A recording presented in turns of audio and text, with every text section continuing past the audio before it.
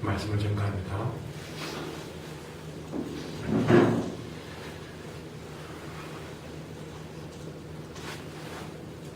회당장 야이로라는 사람에게 12살 된 외딸이 있었는데 그 외동딸이 죽어갑니다. 거의 다 죽어가는 상황에서 그들은 예수님을 찾게 되었고, 예수님이 급히 그 야이로의 딸을 살리기 위해서 달려가는 중이었습니다. 그때만 하더라도 살아있었습니다. 그래서 죽어가더라라고 성경은 기록되어 있었는데, 그렇게 달려가다가 어제 말씀에서 12회를 혈루증을 앓았던 여인을 우연치 않게 만나게 되어서 그 여인을 고친 사건을 어제 말씀을 드렸습니다. 참으로 바쁜 걸음이었지만 그 중간에 또 한 여인의 인생을 바꿔놓는 그런 일에 소홀하지 않았던 예수님의 모습을 보게 됩니다. 자, 우리가 어제 야이로의 딸을 살리는 과정이 중간에 이런 사건이 벌어졌음을 우리가 보았는데, 오늘 본문에 보시면 이제 그 12회를 혈루증을 앓았던 그 여인을 고쳐주는 그 사건 현장이 있을 때에 회당장의 집에서 사람이 달려왔습니다.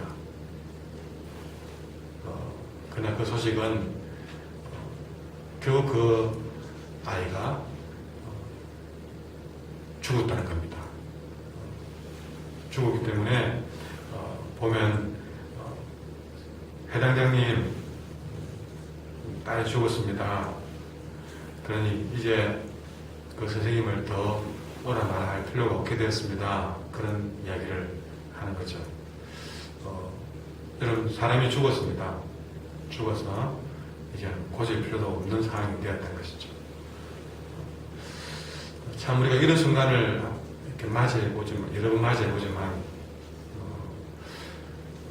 참 그런 순간에는 아무리 사랑하더라도, 부모라도 죽었다 그러면 더 이상 손쓸 수가 없다는 그런 인간으로서는 도무지 넘을 수가 없는 그런 모든 이 세상의 과학이나 모든 능력을 다 동원해도 이거 하나만 우리가 인간이 해결하지 못할 그런 선을 넘었다는 것이죠. 우리 인간이 행복하지 못하는 것은 여전히 죽음입니다. 이 죽음 앞에 모두는 절망합니다. 그것이 오늘 본문에 나타납니다. 선생님을 더 괴롭게 마소서 하는 그 말 속에. 우리도 인생에 이렇게 우리가 할 수 있는 선을 넘는 그런 일을 직면할 때가 있습니다. 자, 그때 이들이 할 수 있는 것은 뭐냐? 52절에 보니까 모든 사람이 이 아이를 위해서 울며 통곡하는 일. 울며 통곡하는 일 외에는 다른 것이 없었던 것이죠. 그러니까 이런 사람들 앞에 주님이 말씀하십니다. 52절에 보니까 울지 마라. 죽은 것이 아니라 잔다. 라고 했습니다. 울지 마라. 죽은 것이 아니라 잔다. 근데 이 울지 마라. 죽은 것이 아니라 잔다는 이 말을 어떤 사람들은 말 그대로 해석을 해가지고 이 딸아이가 죽은 것이 아니다. 봐라, 주님이 말씀했지 않냐. 죽은 것이 아니라고 했잖아. 죽은 것이 아니고 잔다. 그러니까 사람이 잤다고 느끼는 만큼의 혼수 상태였을 것이다. 그렇게 사람들이 이해를 하는 사람도 있습니다. 그러나 이거는 예수님의 말씀을 잘못 이해한 것입니다. 자, 앞뒤 문맥에서 그 이유를 찾을 수 있습니다. 여러분, 무엇보다 53절에 보시면요, 그 딸아이와 함께 그 상황을 계속 지켜봤던 사람들이 하는 말입니다. 이거는 뭐라고 그러냐, 그 죽은 것을 아는 거로. 그러니까 이미 모든 사람들이 확인을 한 거예요. 죽은 것을 아는 거로 했을 때는 죽은 것을, 여러분, 사람들이 그 아이가 다 죽어가는데, 그리고 죽은 것을 확인하는데 사람들이 좀 잠들어서 그냥 아무 말도 없는 걸 보고 죽었다더라 이렇게 한 사람은 누가 했겠냐는 것이죠. 정말 그 주변에 딸아이를 알고 아끼는 사람들이 얼마나 많은데 그 아이가 잠시건 이게 혼수 상태라도 해서 아이고 죽는 것 같다. 이런 사람 누가 있겠습니까? 전부 흔들기도 하고 그 안 죽은 것을 확인하려고 여러 사람이 확인을 하고 확인했을 것입니다. 그러니까 예수님이 아니라 그 사람들이 이미 그 아이의 죽음의 증인이고 또 그런 사람들이 울었다는 것은 그 아이의 죽음을 주변 사람들이 확인해 주는 것이고요. 55절에 보시면 그 영이 돌아와 라는 말을 보셔야 됩니다. 그러니까 그 영이 돌아왔다는 말은 예수님이 그 아이를 깨울 때에 영이 다시 그 자리에 돌아왔다는 것이죠. 그러니까 영과 육이 분리되어 있는 상태를 말한다는 것이죠. 여러분, 영과 육이 분리되는 상태, 이것이 죽음을 말합니다. 그리고 요한복음 11장에 보면 예수님이 죽은 나사로를 가서 죽은 나사로는 이미 썩어감이 진행되는 사람입니다. 죽은 나사로를 갔을 때도 나사로를 향해서 잠들었다고 표현했거든요. 그러니까 주님이 이 죽음에 대해서 이렇게 잠들었다는 표현을 자주 썼다는 것이죠. 그러니 오늘 본문을 참 기절했다더라 그래 이해하는 것은 앞뒤 문맥을 보면 금방 오해가 풀립니다. 무슨 얘기하면 이 딸아이는 분명히 죽은 것이 맞고 우리 주님은 완전히 죽은 야이르의 딸을 살렸다는 것입니다. 그런데 여러분 53절에 보면 주님이 울지 마라 죽은 것이 아니라 잔다 이렇게 했을 때에 여러분 그 죽음을 주님이 잔다라는 표현을 쓸 때는 사람들은 할 수 없어서 울며 통곡하며 도무지 죽은 아이를 되돌릴 수 없어서 울고만 우리 주님이 죽은 그 아이의 모습을 죽지 않냐고 잔다라고 표현한 것은 이 아이를 자는 아이를 깨우듯이 살릴 수 있다는 뜻을 담고 있는 겁니다. 사람들이 아무도 이제는 우리가 할 수 있는 일이 없다라고 말하는 그것을 아니다 할 수 있다라고 말하겠다는 것이죠. 우리 주님은 바로 그런 분이 있습니다. 우리가 하지 못할 그 저 너머의 죽음의 이후의 세계도 주님은 명령 하나만으로도 불러올 수 있는 그 능력을 가진 분인 줄 믿습니다. 여러분 내가 생각할 때 할 수 없다고 해서 하나님도 할 수 없다고 생각하지 마십시오. 이 사람들은 그 아이가 죽었다고 그러니까 선생님 올 필요가 없습니다. 그렇게 말했습니다. 우리는 어떤 인간적인 절망하면서도 우리 주님은 할 수 있다고 말할 수 있는 사람이 되기를 바랍니다. 근데 주님이 살릴 수 있다는 의미를 보이니까 사람들의 반응이 뭐였습니까? 53절에 그들은 그 죽은 것을 알기 때문에 비웃더라 했습니다. 비웃더라.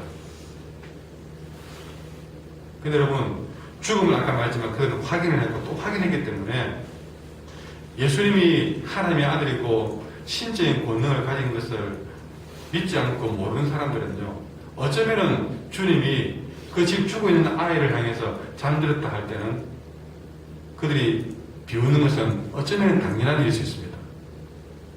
세상 사람들이 그렇게 우리가 기도하는 것을 못 믿을 때는 그들이 못 믿기 때문에 그들이 우리의 기도를 비웃는 것은 당연한 일입니다. 그 당연한 일에 그들이 믿지 않고 막 얘기하는 걸 가만히 생각해보면 스트레스 받을 필요가 없을 것 같아요. 그들이 모르고 하는 얘기니까 그렇게 당연하게 우리가 기도하니까 하나님이 응답하셨다 그러면 뭐 기도했다. 그 비웃는 말을 우리는 뭐 그렇게 기담아서 우리가 마음 쓸 필요가 없을 것 같아요. 근데 여러분 오늘 그 비웃음에 대해서 저는 묵상해 봤습니다. 왜냐하면 이들의 비웃음은 어쩌면 여러분 오히려 하나님께서 보실 때는 하나님의 하시는 일들에 도움이 됩니다. 왜? 여러분 사람들이 주님의 말씀에 오해를 해서 그게 기절이었다 할지라도 여러분 이들의 비웃음조차도 이 아이의 분명한 죽음의 간접 자료가 되었다는 사실이죠. 이미 죽었다는 것을 더 확인해주는 비웃음입니다. 무엇보다 그것은 왜 우리에게 도움이 되느냐? 여러분 그 아이가 분명히 죽었다는 것을 이들의 비웃음으로도 확인해주고 있기 때문에 이 아이의 분명한 죽음을 확인해줄 뿐만 아니라 더 나아가서 분명한 부활도 증거해주는 자료라는 사실이죠. 저는 이것을 강조하는 겁니다. 사람들의 비웃음에 우리가 기죽지 말자. 지금은 그들의 비웃음이, 그 비웃음에 대해서 우리가 설명해 줄 수 있는 건 없어도 우리가 마음 약해지지 말자. 왜? 언젠가는 그들의 비웃음은 우리의 하나님의 살아계심을 더 확실하게 보여주는 증거가 되기 때문에 우리의 믿음을, 우리의 오름을 오히려 그들은 여러분 어둠이 나중에는 더 빛을 더 빛나게 해주는 간접 자료가 되었다는 사실을 모르십니까? 이 등이 밝지만 이 등이 캄캄한 밤이고 새벽이기 때문에 이렇게 밝은 겁니다. 대낮에 이 빛은 별 효과를 보지 못하거든요. 하늘에 떠있는 그 작은 별들이요, 해만 떠오르 밝아지면요 찾을 길이 없습니다. 보이지 않습니다. 캄캄할수록 하늘의 그 작은 별이 빛이 나는지, 북두칠성이 어디 있는지 우리는 캄캄한 밤이면 선명하게 확인할 수 있습니다. 여러분, 그들의 비웃음은 우리의 믿음을 더욱더 이 어두운 세계에서 더 빛나게 밝혀주는 자료로 하나님 자신을 말이죠. 주님 오시면 그 작은 빛, 여러분의 작은 빛은요 태양처럼 선명하게 빛날 줄 믿습니다. 환난도 비웃음도 우리가 오늘 이 말씀을 저는 보면서 화이팅을 외쳤습니다. 그래서 그들의 비웃음도, 그들의 조롱도, 그들의 핍박도 우리는 때로는 이 말씀을 생각해 보면서 그들의 응원으로 생각합시다. 그들의 응원을. 여러분, 우리가 운동장에서 운동을 하는데 양팀이 서로 이렇게 막 섞여서 그렇게 이쪽 팀, 저쪽 팀 응원을 할 겁니다. 때로는 우리가 골대에서 막 공을 이제 넣기 직전에 그 순간에는요 사람들이 환호성을 치릅니다. 나를 응원하는 사람도 환호를 하지만 때로는 상대방을 비난하는 사람들은요 겁을 주기 위해서도 환호할지 모릅니다. 그러나 그것이 운동장에서 있는 나에게 될 때는요 섞여가지고 여전히 나를 환호하는 더 큰 함수로 모아진다는 사실을 생각해 봅니다. 오늘 특별히 이 비웃음은 비웃음이 아니라 사실 그렇게 더 큰 환호성으로 모아져 들리니 그렇게 간증을 하게 됩니다. 세상 갈수록 주를 부인하는 사람들이 많아지고 그들의 비웃음은 더 가슴 아프게 적나라할 뿐입니다. 그러나 내가 믿음으로만 바로 서 있기만 한다면 그것도 그들의 비웃음조차도 하나님을 증거하는 간접 재료로 쓰신다는 사실을 우리 오늘 다시 한번 용기 내어 내 마음속에 담아두어야 될 것입니다. 마지막으로 이 아이가 살아납니다. 50절에 보니까 그 부모가 놀라는지라 놀랍니다. 그때 예수님께서 경고하고 당부하기로 이 일을 아무에게도 말하지 말라고 합니다. 여러분, 이 좋은 일들을 왜 말하지 말라고 했을까요? 얼마나 좋습니까? 죽은 아이를 살렸는데 이제 주님은 안 다니고 이 아이를 집에서 밥 한 그릇 먹어가면서 앉아 식사하시고 알아서 자기들이 다니면서 흔히 말하는 전해줄 것이니까 이거 주님은 더 야 가서 인생 좀 알려주라 할 판인데 오히려 반대로 주님은 말하지 말라고 당부하십니다. 왜 그럴까요? 그럼 첫째로 예수님은 무엇을 연대했기에 말하지 말아야 됩니까? 사람들이 예수님을 제안할 때에 단지 기적이나 병든 사람을 고쳐주고 배고픈 사람을 먹여주고 죽은 사람을 살려주는 이런 기적이나 일으키는 그런 마술장의 정도로 사람들이 오해하는 것을 원치 않기 때문에 그렇습니다. 혹시 여러분들 이 아이를 딸이 살아나는 걸 보고 여러분이 나에게도 그런 기적을 베풀어주면 좋겠다, 그런 소망이 더 커지는 건 아닙니까? 물론 그런 소망은 주님 있을 때 가질 필요가 있습니다. 그러나 여러분, 우리가 예수님 그분 자체보다 그분이 일으키는 떡고물에 이런 기적에 우리가 더 마음을 빼앗겨서는 안 된다는 것을 오늘 새벽에 당부하고 있습니다. 여러분의 집에 문제나 좀 해결해 줄 분으로만 생각하지 말라는 것이죠.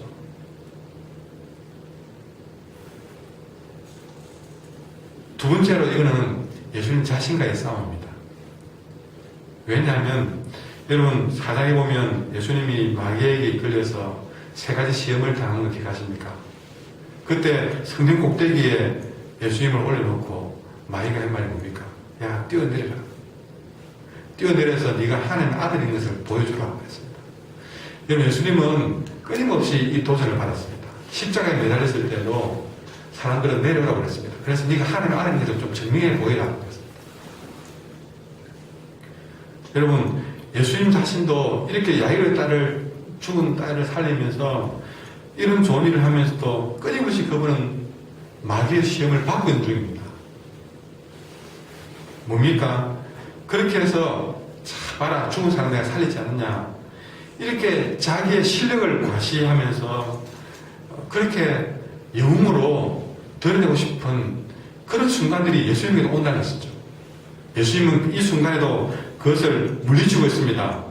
그 아이를 살렸지만 성전 꼭대기에 뛰어내려서 하나님의 아들됨을 증명하듯이 이렇게 죽은 아이를 살리는 이런 일 가지고 하나님의 아들됨을 증명해 보이려는 이런 자기의 위력을 과시하고자 하는 이런 유혹을 지금 이겨내고 있는 것입니다. 우리 예수님은요, 이런 것 가지고 내가 메시아다라는 것을 증명해 보려고 하지 않는 것입니다. 여러분, 우리가 이거는 주님도 이런 시험을 끊임없이 받고 십자가에 매달려서도 그런 시험을 받았다고 이야기하듯이 우리는 끊임없이 우리는 이 유혹 앞에, 보이지 않는 무서운 유혹 앞에 우리는 직면하고 있습니다. 조금만 뭔가 여러분들이 잘한 일이 있으면 내 이만큼 잘했지, 나 이렇게 잘하는 사람이지, 나 이렇게 교회 사랑하는 사람이지, 이런 유혹, 내 일 대단한 사람이 이제 자기의 위력을, 자기의 자랑을 드러내고 싶은 유혹이 얼마나 우리에게 많이 온지 모릅니다.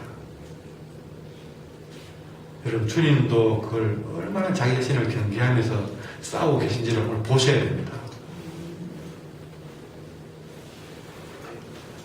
다 잘해놓고 마귀는 마지막 이 시험에서 항상 우리를 잡아들입니다. 이게 다 잘해놓고 있기 때문에 다 자빠지고 깨지고 무너지고 헛수고하는 일이 정말 많이 겁니다. 여러분, 정신 차리십시오. 나의 위력을, 나를 자랑하고 싶은 이런 유혹, 그래서 나를 교만하게 만들고 나를 영웅으로 만들고 그런 나의 위력을 과시하고자 하는 이런 유혹 앞에 우리는 끊임없이 싸우셔야 됩니다. 저 역시도 매번 이런 설교를 할 때마다 저는 이 숙제를 해결해야 됩니다. 여러분이 다이어트 한다고 음식 가르듯이요, 그럼 한 구씩도 참아내고 이겨내고 이거 먹으면 안 돼, 이거 먹으면 살짝 그러면서 가르내는 그 정도의 전심에서도 여러분은 이런 보이지 않는 사탄의 올무에 걸리지 않을 것입니다.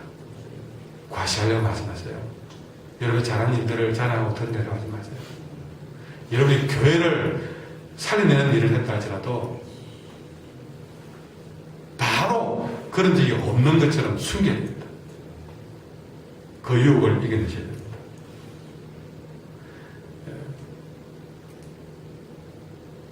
무엇보다 여러분, 이 아이의 부모들이 자기의 딸아이가 죽어도 살아났으니까 얼마나 흥분되겠습니까? 놀라는 모습을 보게 됩니다.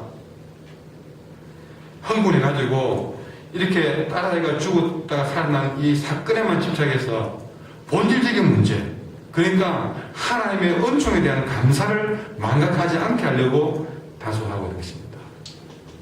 여러분, 우리가 항상 우리가 모든 상황에서 본질적인 문제를 놓쳐서는 안 될 것입니다. 이렇게 주님은 한 사건 앞에서도 끊임없이 자기 자신을 다스렸고 끊임없이 겸손하게 이 문제를 풀어가는 모습을 보게 됩니다. 오늘도 주님 은혜 가운데 저와 여러분이 이런 겸손의 은총을 더욱 함께 경험할 수 있기를 소망합니다. 기도하겠습니다. 기도하실 때에